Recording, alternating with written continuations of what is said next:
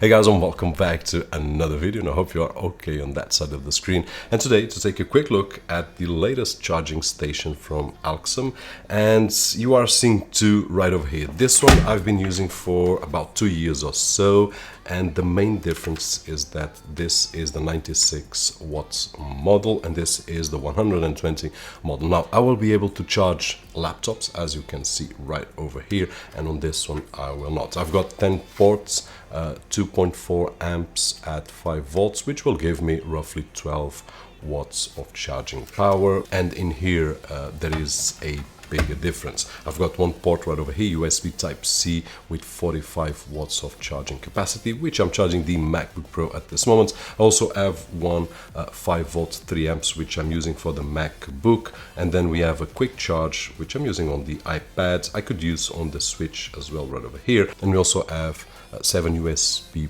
ports with 2.4 amps, 5 volts. Now the major difference, as I said, is that this one allows us to charge laptops and this one doesn't. So if you want to charge your laptop along with all your other devices, I would suggest this one.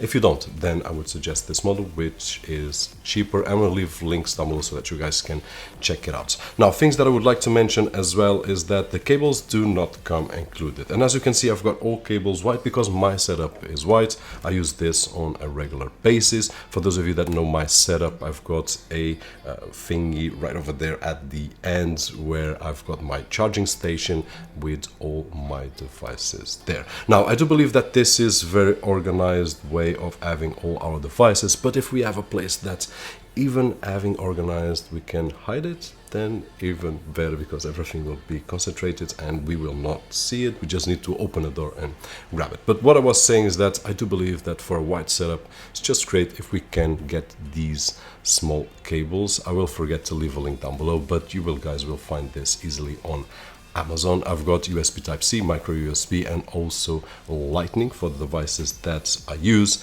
And of course, for a black setup, I would suggest to get black cables because it doesn't look that good on a black charging station with white cables, but these are the ones that I'm used to because my charging station is white. Now, one other difference that we will find is that the spacers in this 120 models, we will find two kind of spacers, this bigger one and then a smaller one, so that we can put laptops without any issues at all. And this is just great. We can use the space and have different thicknesses of devices right over here. Like I've got the GPD, for example, which is really fat, and then I've got some mobile phones which are thinner, and we can just adjust the space. I've got 10 devices at this moment charging simultaneously, which is just awesome at 120 watts maximum capacity. And there's also another accessory, which is this one right over here, which, as you guys know, I do use a lot of smartwatches at this moment. The GTR, which is one of my favorites. This one is designed for the Apple Watch, which I don't use, but for those of you that have the Apple Watch, then you can put this one here and include the Apple Watch to be charged at the same time. Basically, this is it. If you are looking for a way of organize your setup in terms of charging a lot of devices and you don't need to charge your laptop on that particular space, then I would suggest the 96 watt, which is cheaper.